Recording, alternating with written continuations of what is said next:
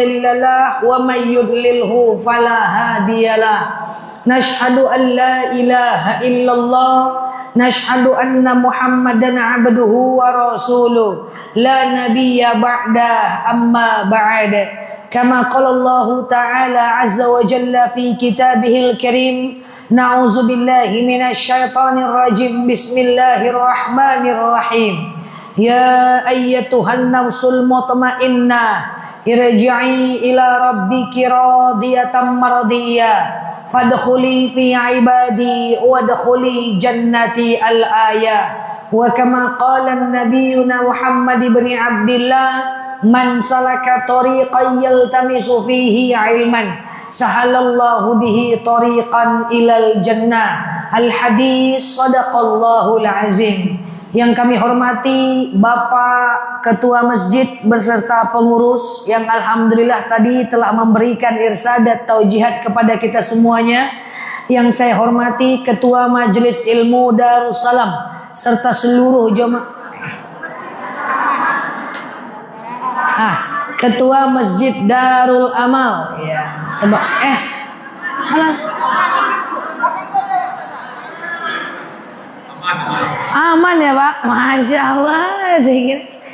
Biasanya Darul Amal nih Darul Aman ya, Masya Allah ya, namanya aman ya, sama kayak jemaahnya aman. Walaupun agak ragu saya sedikit ya. Oke, alhamdulillah. Ibu-ibu yang saya sayangi karena Allah, semoga siapapun kita yang hadir dalam majelis ini, insya Allah Allah sehatkan badan kita, Allah kuatkan jasad kita, Allah tambah ruh keimanan kita, Allah luaskan rezeki kita, Allah angkat segala masalah kita, Allah jauhkan kita dari orang-orang zalim, Allah matikan kita dalam keadaan husnul khatimah. Amin. Allahumma amin. Sehat semua Bu? Alhamdulillah. Ini nampaknya wajah-wajah ibu ini wajah-wajah suka pengajian semua nih. Amin. Beruntunglah ibu-ibu kalau ibu-ibu suka dengan pengajian. Enggak semua orang suka dengan majelis ilmu Bu. Tak semua orang suka dengan dalil. Tak semua orang suka diceramahi. Enggak semua orang suka mendengarkan kajian-kajian dari ustadz dan ustazahnya. Kalau ibu bagian orang yang suka itu, saya ucapkan selamat. Congratulations. Nah, itu bahasa kampung saya sedikit. Congratulations, selamat. Kenapa? Karena dalam hadis dijelaskan bada al-islamu ghariban wa sayaudu ghariban kama bada fatuba lil ghuraba. Qala man huwa al-ghuraba ya Rasul? Hum alladziina yuslihuna 'inda fasadin nas. Islam itu turun dalam kondisi terasing. Selama-lamanya Islam itu akan asing. Siapakah mereka orang yang asing itu? Mereka adalah orang yang senantiasa melakukan perbaikan saat yang lain rusak.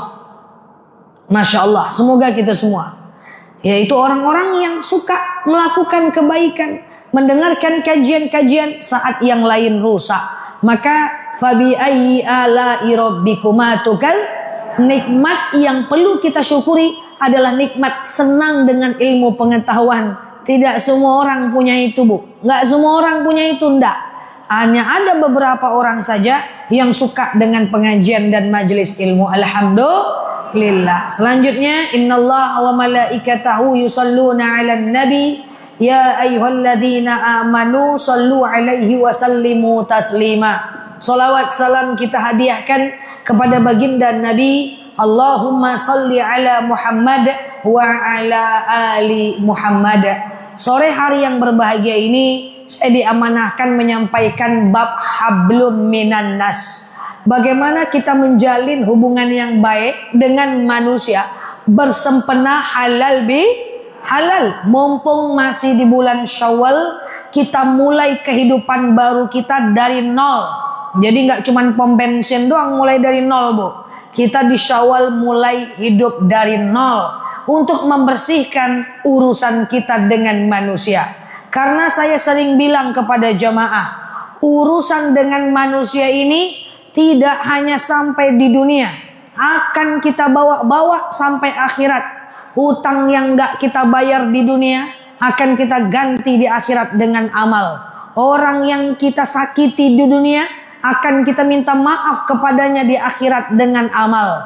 Kita pinjam barang orang tidak kita kembalikan, akan kita pertanggungjawabkan di akhirat dengan amal. Kita meneteskan air mata di pipi kawan kita yang seiman, akan Allah pertanggungjawabkan di hari akhirat. Jadi urusan dengan semua orang itu akan kita bawa ke akhirat saat tidak selesai di dunia.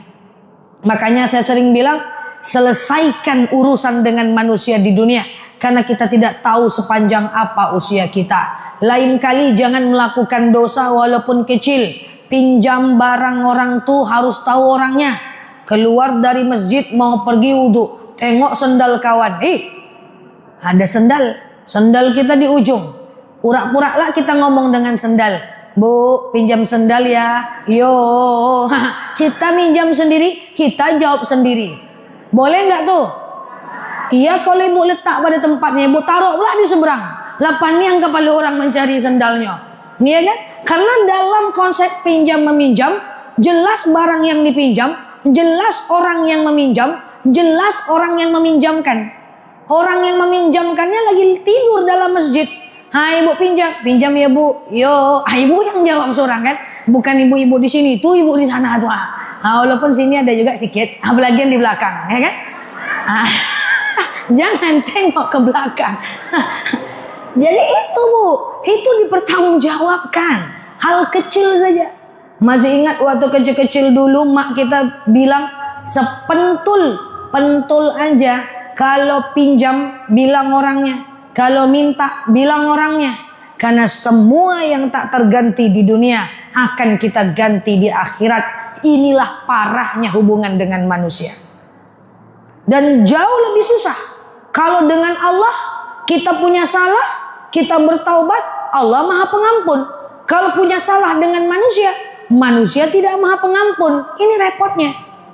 Makanya sebelum saya masuk poin kaji bab hablum minan nas, sesuai dengan request daripada ibu-ibu semua, saya sampaikan bahwa hati-hati dengan manusia. Bila perlu jangan menyakiti mereka. Kalau kita tersakiti nggak apa-apa, derajat kita naik. Kalau kita yang menyakiti, derajat kita turun dan akan kembali keburukan itu pada kita. Kalaulah hidup ini harus ada orang-orang yang terzolimi, lebih baik kita yang dizolimin daripada kita zolimin orang. Kalau kita zolimin orang, kita dapat dosa, nanti keburukan kembali kepada kita. Tapi kalau orang zolimin kita, kita dapat pahala, derajat kita naik, orang itu akan kena balanya pada satu masa. Makanya itu sebab saya bilang sama jemaah, jangan pernah membalas setiap keburukan dengan keburukan. Walaupun kita mampu membalasnya, pilihlah kata memaafkan. Saya sering berkata dalam hati, waktu muda-muda dulu, waktu saya muda-muda dulu kan ada aja ya orang zolim ya bu ya. Namanya kita di kantor di mana-mana. Saya selalu berkata dalam hati, ini kalau saya balas, saya mampu untuk balas. Pasti, saya masih punya kekuatan 1000 kali dibanding dia untuk membalas keburukannya. Tapi saya memilih untuk tidak membalasnya.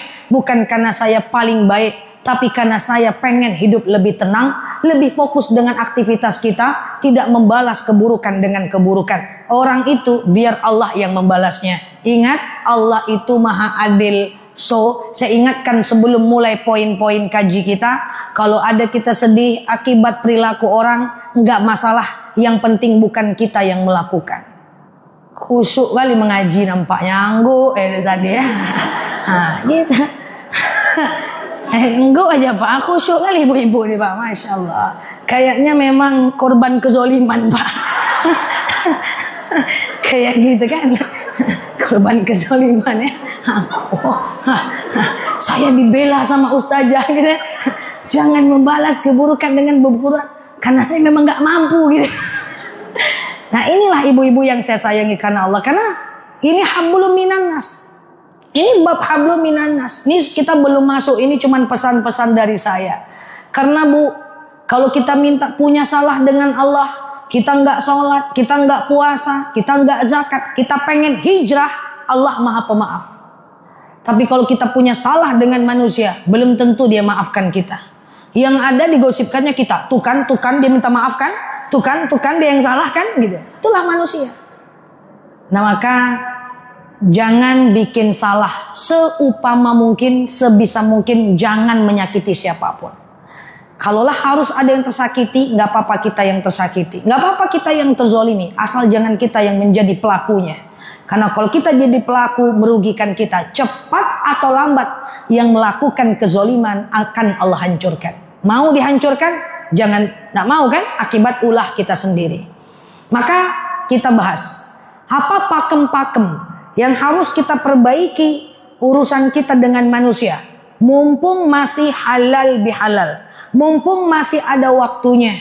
Ibu-ibu yang saya sayangi karena Allah, dengan hati yang lapang, saya ingatkan kita semuanya. Kalau memang rasanya kita punya salah dengan manusia, poin pertama saya ingatkan diri saya pribadi, umumnya kita semuanya, kalau kita salah, segeralah minta maaf. Minta maaf itu nggak susah kok. Kita cukup chat dia, atau telepon dia, atau kita datang ke rumahnya dengan mengucapkan, Bu, mohon maaf lahir dan batin. Cukup. Tidak perlu memaksa orang itu memaafkan kita. Bu, mohon maaf lahir dan batin. Bu, mohon maaf lahir dan batin, Bu. Ibu kareka palo. Saya udah minta maaf, tidak juga dimaafkan. Bu, saya mohon maaf lahir dan batin. Terus dia buang muka. Sabar, berbaik sangka. Jangan-jangan mukanya banyak, stoknya banyak, ya. Jadi minta maaf itu harus sabar. Kalau memang kita yang salah, kita minta maaf. Tapi minta maaf itu yang mesti sabar. Nggak bisa kita minta maaf, kita memaksa orang memaafkan kita. Bang, maaf ya bang. Bang, maaf lah bang. Besok, bang, maaf ya bang. Bang, maaf lah bang. Kari kapal lo abang koma, yang penting aku udah minta maaf dah. Suka hati abang lah lagi, lantah abang lah. Bikin dosa lagi. Jangan bu. Jadi minta maaf itu tulus dari hati. Ustazah, saya nggak sapaan sama dia. Dia bilang dia yang salah, dia yang benar. Saya bilang saya yang benar. Terus saya harus gimana? Karena ibu adalah jamaah saya yang bersedia mendengarkan apa yang saya sampaikan, tentu saya sangat wajar menyampaikan. Kalau ada ibu tak bersapaan sama orang, kita merasa kita benar, dia merasa dia benar. Saran saya, minta maaf aja lah bu. Karena minta maaf itu ada dua sebab. Pertama, kita salah, makanya kita minta maaf. Yang kedua, karena kita satu level lebih beriman, makanya kita minta maaf.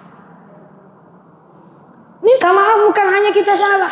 Kadang-kadang minta maaf diperlukan untuk menurunkan ego lawan. Tapi persoalannya nanti dimaafkan atau tidak, udah kita detachment. Itu urusan mereka dengan Allah Azza wa Jalla. Dan minta maaf sangat gampang.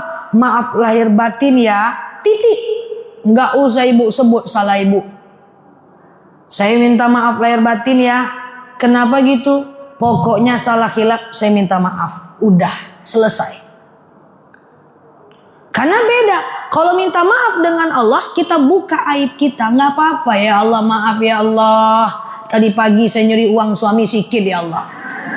Ya Allah maaf ya Allah. Kata Pak Ustadz, kalau ketemu uang di jalan, taruh ke masjid. Udah jalan saya ke masjid, lewat bakwan, terbeli jadinya ya Allah. Maaf ya Allah. Please ya Allah. Ya Allah, kata ustazah, keluar rumah harus nutup aurat. Tapi tadi pagi pakai baju ketebe ya Allah, karena hujan mendadak. Maaf ya Allah. Dengan Allah tuh kalau bertaubat sebutkan salah kita, nggak apa-apa. Ya Allah maaf ya Allah, sebutkan salah kita. Tapi kalau minta maaf dengan manusia nggak usah sebut salah kita, diem aja udah. Bu, mohon maaf lahir batin ya. Ngapa gitu? Pokoknya mohon maaf lahir dan batin. Ngapa dulu? Bilang dulu. Jangan bilang. Bu bilang pula nanti, kemarin saya jalan sama suami ibu 3 bulan. Jangan berkelahi nanti. Nggak usah sebut salah kita. Manusia tidak siap dengan aib kita. Semakin dia tahu aib kita, semakin dia luluh lantakkan kita sampai didik darah penghabisan. Ya kan? Bu, saya minta maaf ya. Kenapa gitu? Pokoknya salah khilaf, saya minta maaf aja. Udah gitu aja. Jangan disebut. Bilang dulu. Kalau nggak aku maafkan. Kalau nggak aku maafkan. Jangan terpancing untuk membicarakan.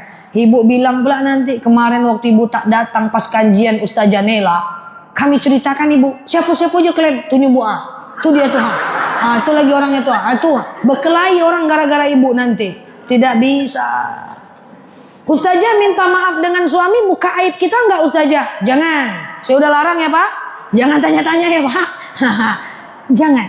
Ya cukup ucapkan mohon maaf lahir dan batin.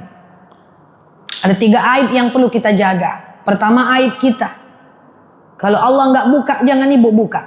Nggak usah lagi suka cerita-cerita masa lalu ibu yang saya tengok suram itu semua. Ya kan? Dulu masa laluku, you can see aku. Dulu aku semua udah aku coba. Udah berjoget-joget, aku udah senam-senam. Tidak usah. Yang kedua, jangan buka aib orang yang meninggal. Orang meninggal jangan buka aibnya. Berdosa kita. Yang ketiga, jangan buka aib orang lain. Jadi 3 aib itu kita jaga. Selagi kita buka aib orang lain, maka di akhirat Allah akan tampakkan aib kita di hadapan para manusia yang lain. Dan ingat, setiap kita buka aib kawan kita, setiap itu pula lah akan kembali kepada kita. Jangan menyakiti hati siapapun, apakah dengan membuka kesalahannya dan seterusnya. So, poin pertama, kalau kita salah, kita minta maaf. Berkelahi dengan suami, jangan melewati Senin dan Kamis. Karena di hari Senin dan Kamis, malaikat akan membawa catatan amal kita ke langit. Dan tidak akan dibawa catatan amal orang-orang yang bermusuhan. Jadi kalau ibu mau berkelahi sama suami, Sabtu Minggu aja. Ketawa pula. Dan ini contoh maksudnya. Senin bayan dulu, Selasa cerita bersambung besti. Tidak boleh. Jangankan tak bersapaan bertahun-tahun, melewati Senin dan Kamis, antara hari Jumat, Sabtu, Minggu kan kita berbuat baik tuh. Kita sedekah, kita ke masjid, kita mendengarkan kajian. Itu kalau kita bermusuhan dengan manusia, melewati Senin dan Kamis, di hari Seninnya Allah tangguhkan amal kita. Loading, ujung-ujungnya disconnected, error connection. Nggak bisa. Jangankan menahun, 3 hari aja nggak boleh. Maka dengan manusia banyak-banyak lapang dada. Kalau kita salah, minta maaf.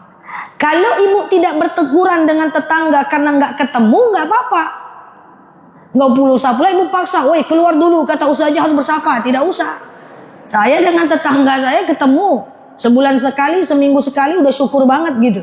Karena saya keluar jam berapa, dia keluar jam berapa. Saya pulang jam berapa, dia pulang jam berapa. Tapi kami nggak ada masalah, nggak apa-apa. Nah yang problem itu adalah kalau ibu punya masalah, lalu kemudian ibu tidak bertegur sapa, itu problem besar. Ustazah, yang penting kan saya udah negur. Betul. Kalau kita udah tegur, terus dia buang muka, nggak apa-apa. Yang penting ibu udah coba menegurnya. Jangan kalau ucap dalam hati, sebenarnya tak mau ketegur loh, untung kau buang muka. Ya, gitu dia. Jadi kalau kita salah, segera minta maaf, nggak masalah. Asal antara kita dengan dia aja kan. Nah, mohon maaf lahir batin ya, itu jauh lebih menenangkan. Clear sampai sini? Tapi minta maaf itu tidak mudah. Apalagi kalau minta maaf dengan orang fasik, orang zolim. Lihat-lihat juga orangnya. Kita minta maaf nanti dia ceritakan pula, tuh kan dia minta maaf kan, tuh kan betul aku kan, tulah repot urusan. tulah gini. Nah kita doakan hati mereka lunak.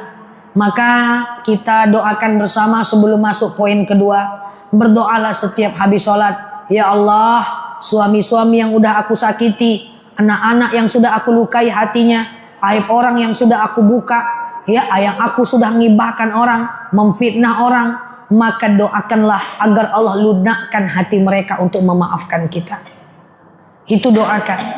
Karena begitu banyak hati yang terluka mungkin karena lisan kita. Begitu banyak air mata menetes karena perbuatan kita. Sebanyak itulah dosa kita. Nauzubillah. Maka jaga orang lain.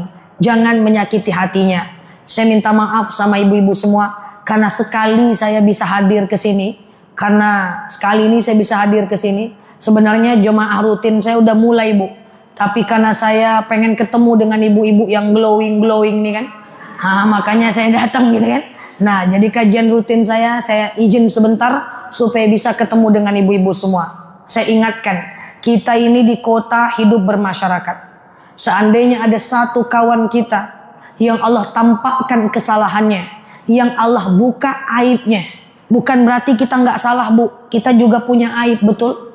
Rupanya ada satu kawan kita yang Allah buka nih aibnya nih. Kebuka nih aibnya nih.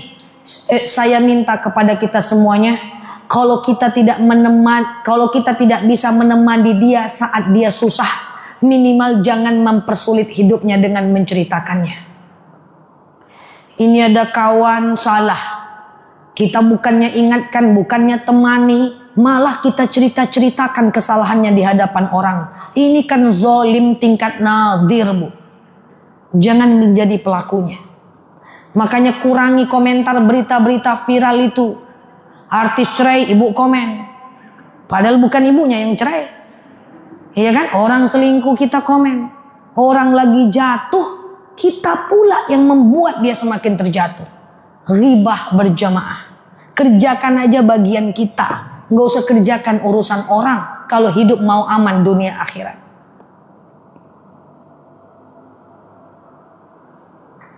Kok gitu liatnya? Ada yang protes? Menyesal saya mengundang ustazah. Gitu, Bu. Ya kerjakan aja bagian kita. Ya kan, itu kalau hubungan dengan manusia, kalau kita punya salah, itu berat, Bu.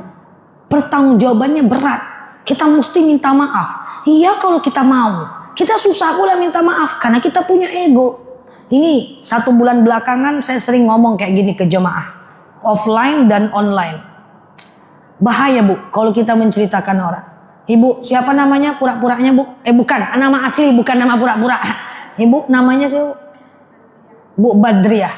Ibu, izin Bu, namanya siapa, Bu? Bu Eri. Eli, untung gak ada R-nya, Bu. Saya gak bisa ngomong R. Bu Eli gitu ya. Ini saya ambil sebuah contoh. Katakan saya sebagai orang yang tidak terlalu sibuk. Jadi karena nggak terlalu sibuk, saya cari kesibukan. Dengan cara apa? Menceritakan Bu Eli. Itu kan bagian dari kesibukan, ya kan? Iya kan, Besti? Oke. Masa enggak, ya kan? Nyetrika enggak? Daripada ngangak-ngangak, mending gosipin orang gitu. Nah, saya misalnya cerita nih ke Bu Eli, ke Bu Badriah. Ada R-nya pula, Bu. Iya, saya cerita ke Bu Badriah tentang Bu Eli. Seketika saya menceritakan Bu Eli, saya sebutkan nama beliau dengan Bu Badriah. Rupanya Bu Badriah anggu-anggu juga. Gitu kan? Seketika kami ceritakan nama Bu Eli, seketika itu pula pahala kami. Detik itu kami transfer ke dia. Cash. Tidak kredit. Tapi rupanya kami berdua nggak ada pahala nih pura-puranya nih. Nggak ada pahala. Gimana caranya? Nggak ada pahala yang ditransfer. Maka dosa Bu Eli yang akan ditransfer ke kami. Ngeri nggak tuh? Cukupkah sampai di situ? Tidak, Besti. Ada poin nomor 3. Di akhirat juga Allah balas. Hayuhibba ahadukum ayyakula lahma akhihi maitan fakarihtumuh. Di akhirat nanti, kalau kami tidak minta maaf sama Bu Eli, Allah akan sediakan bangkai Bu Eli dan dihadapkan kepada kami. Hayuhibba ahadukum ayyakula lahma akhihi maitan. Akan disediakan bangkai Bu Eli dihadapkan kepada kami berdua. Ayyakul. Kami dipaksa memakannya. Fakarihtumuh, walaupun kami nggak suka dengan bangkai itu. Jadi seberapa banyak orang yang kita ceritakan, sebanyak itu bangkai yang akan kita makan di hari akhirat. Masih mau cerita-cerita orang? Masih mau cerita-cerita orang? Cubit nanti. Tak boleh. Ya. Saya kalau ada teman saya cerita orang, Pak, saya itu aja, Pak. Gibah lagi. Pun gibah aja. Enggak gibah, Ustazah. Cuman ngobrol aja katanya. Palingan digituin aja. Saya kalau ada orang yang ngomongin orang lain, saya biasanya alarmnya kuat itu. Saya kurang terima. Nah, gibah lagi, kapan mau berubah? Kapan mau berubah? Usia udah tahajud menjelang azan subuh. Kapan mau berubah? Nggak boleh ya. Jadi kalau kita salah, kita minta maaf. Clear? Nanti kalau clear ada syaratnya. Nyampai di rumah, ibu catat nama-nama orang yang ibu pernah gibah itu. Jangan-jangan ada nama saya di dalamnya. Jangan-jangan tadi lama kali Ustaz Jani datang. Bercanda saja. Lama kali Ustaz Jani datang. Rumahnya dekat sini ya. Enggak, bercanda saja walaupun ada iya ya kan. Catat namanya. Ucapkan mohon maaf lahir dan batin. Clear? Nah, catat namanya.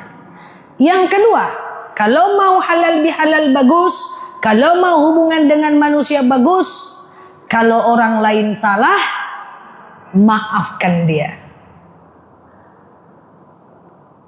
Ini perintah Allah Azza wa Jalla. Apa perintah Allah Azza wa Jalla?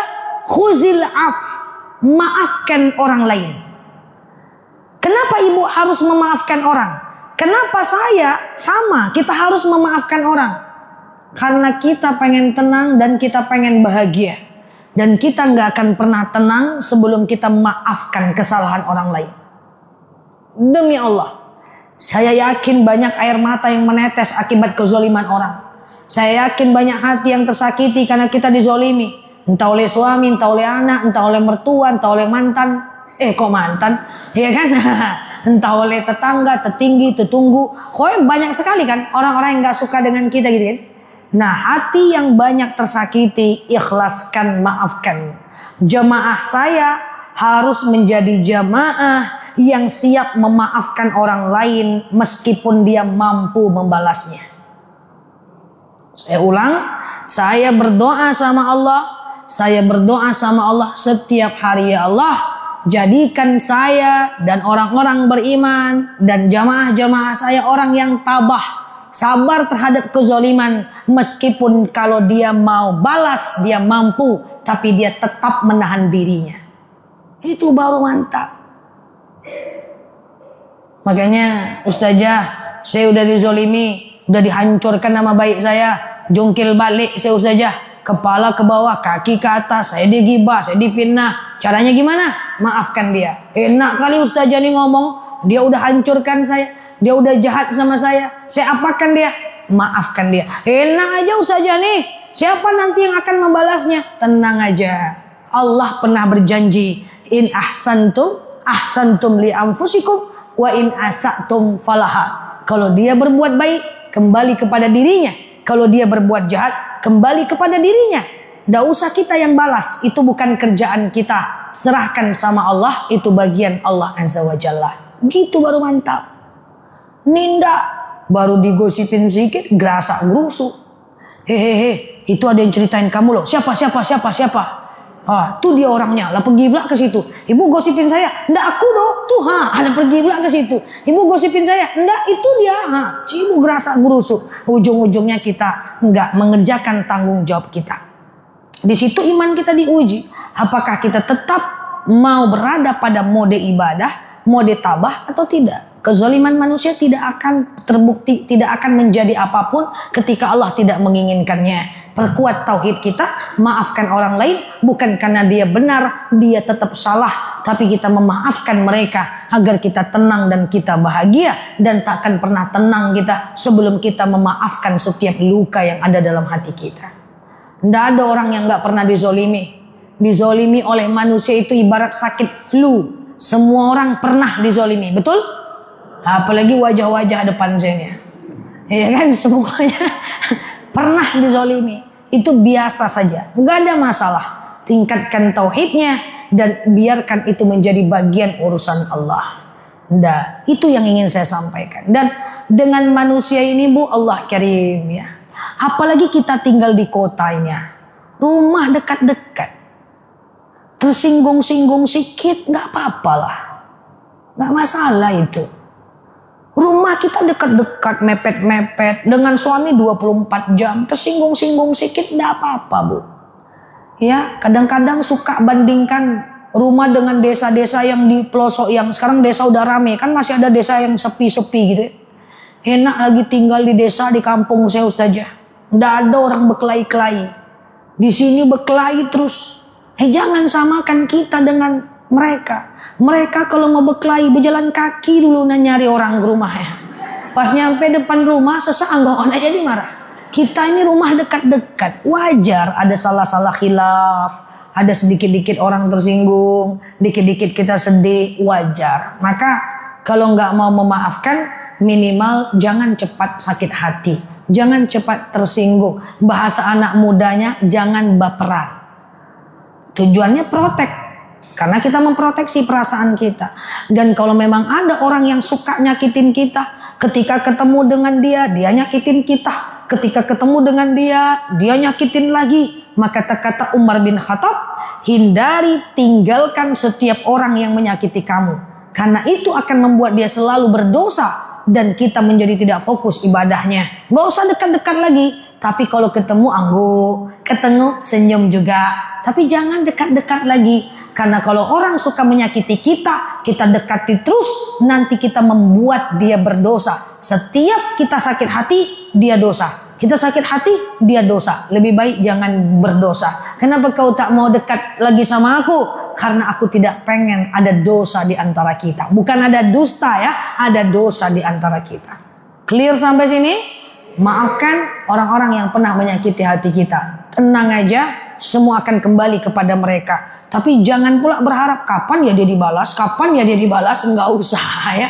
Itu bukan bagian kita. Yang pertama, kita salah, minta maaf. Yang kedua, orang salah, maafkan. Yang ketiga, dengan manusia, saya minta kita semua untuk banyak berhusnuzon, berbaik sangkalah, jauh-jauhkan buruk sangka. Ya ayyuhalladzina amanu jtanibu minaz-zan, inna ba'dadz-zan itsm.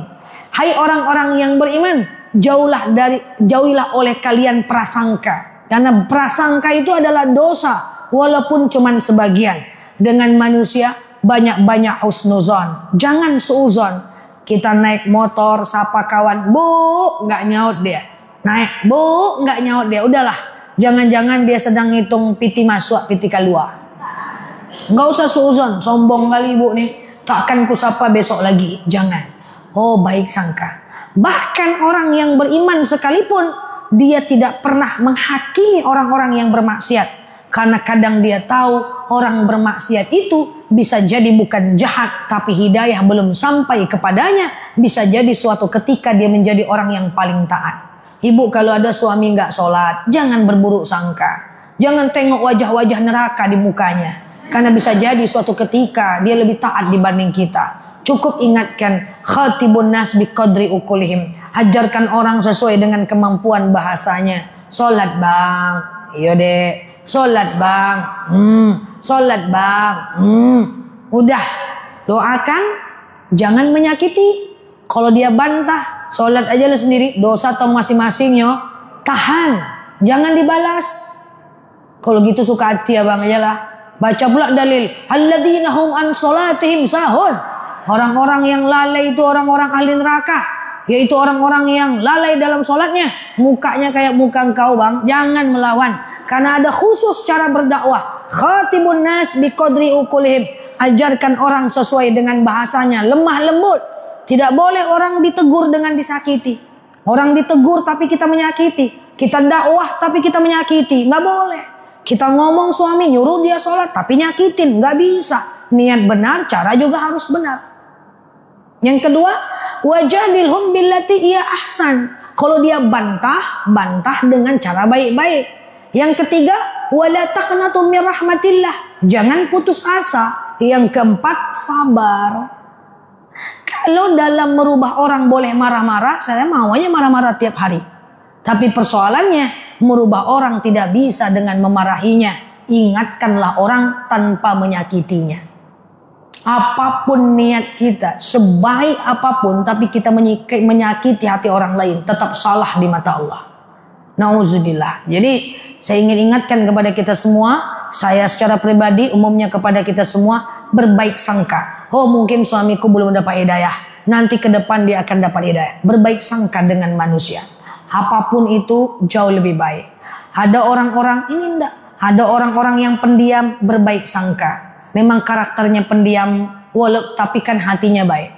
Ada orang yang suka marah-marah, ngomong siang malam, berbaik sangka. Walaupun dia suka ngomong, tapi dia pemaaf kok. Jadi nengok orang tuh baik gitu Bu. Jangan, ini cerewet nih, ini sombong nih, ini tinggi hati nih. Ini baik sih, tapi agak-agak sombong sedikit, ya kan? Dia dermawan sih, tapi kan kaya, wajar aja. Ya kan? Dia miskin loh, patut dia miskin, pelit dia, jelek aja semua mandang orang. Gimana kita mau bahagia kalau isinya seuzon sama orang, kepalanya ini menjadi negatif? Iya kan, nauzubillah. Ada orang kaya sedekah dia, patut dia sedekah, dia kan kaya, biasa aja tuh nyok. Coba. Ada orang kaya pelit dia, kaya pelit. Coba ibu mau yang mana sekarang ini, bingung juga saya. Nah, lewat orang pakai mobil baru depan rumah kita, ditutupnya kaca. Oh sombong, mentang-mentang mobil baru. Di mukanya kaca, nampakin wajah, mentang-mentang mobil baru. Laju dia, tuh kan sok-sok kali laju. OKB orang kaya baru. Lambat-lambat dia, apa kata kita? Lambat-lambat, mentang-mentang mobil baru. Salah semua. Itu bukan orang tuh yang salah, kita yang kacamatanya itu suuzon. Bukan ibu-ibu sini, itu dekat rumah saya jauh. Salah aja semua. Nggak ada Bu, semua soal cara pandang kita. Makanya kenapa ada orang yang dia itu tidak pernah menganggap orang lain itu buruk. Orang-orang yang nggak paham, dia memaklumi. Siapa tahu dia belajar baru di usia 40-an, 50-an. Ada orang-orang pelaku maksiat, dia memaklumi, bukan membiarkan ya. Dia tetap merubahnya, tapi hatinya tidak bersuuzon gitu loh. Dia tetap menegur, tapi tidak dengan justifikasi, tidak dengan menghakimi. Karena innallah ahkamul hakimin. Allah lah hakim yang paling adil. So, jangan menilai orang. Berbaik sangka jauh lebih menenangkan. Otak kita menjadi bagus, otak kita menjadi bagus, akhlak kita bagus, enak. Tapi kalau kita mandang orang jelek, semua ada cakuang matu, buruk sih seorang ladunya, repot kita. Ya, nah ini yang saya maksud, berbaik sangka. Udah 5:30, kayak gitu ya. Oke. Nah ya, berbaik sangka dengan itu namanya husnuzon, ya husnuzon. Berbaik sangka, enak kita, happy kita kalau kita berbaik sangka. Dan kemudian terakhir yang keempat, sebagai penutup, tidak usah panjang-panjang kali, nanti panjang lupa pula kaji itu kan, apa tadi gitu ya. Dengan manusia la taghdab, tahan amarah, tahan marah. Apakah manusia punya marah? Punya, tapi tahan. Ketika kita marah dengan orang, percayalah orang tidak akan berubah. Orang cuman sakit hati saja. Ketika kita menegur orang, kata Imam Syafi'i, jika kau nasihati orang dalam berduaan, engkau sedang menasihatinya. Tapi kalau kau sedang menasihati orang di depan keramaian, engkau sedang menghinanya.